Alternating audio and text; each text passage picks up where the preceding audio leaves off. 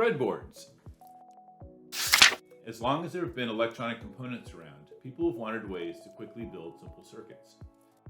In the early days, people would test their ideas for circuits by nailing or screwing wires onto a wooden board. This is where the modern electronic breadboard got its name. People didn't use wooden breadboards for long.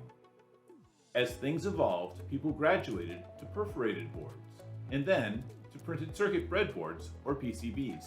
These made building circuits easier. The problem with PCBs is that once a design was built, it was not easy to modify.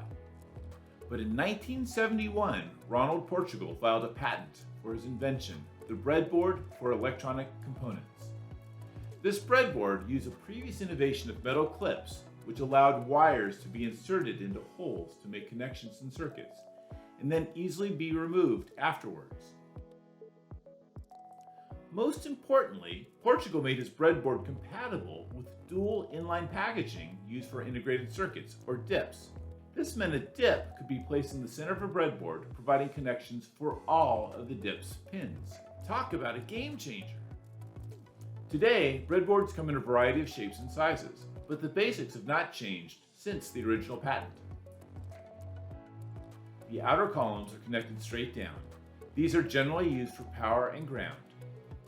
Interior rows are connected halfway across to allow chips and switches to be inserted across the gap, providing an easy way to connect to their pins. Most modern breadboards can be interconnected to make larger working areas or even fun shapes.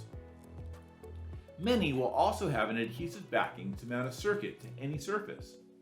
Remove the adhesive backing and you'll see exactly how a breadboard works. When you pull out these metal strips, you can see how the tie points are connected. How cool! Generally, breadboards have letters and numbers to identify the precise location of any hole on the breadboard. First, identify which column it's in. Then identify the row. D9, bingo! Here's a simple circuit built onto our breadboard. Thank you, Mr. Portugal, for your awesome innovation. Now we can build another circuit.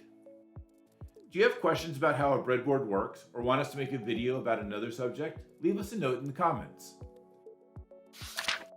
Thanks for watching our Introduction to Breadboards video.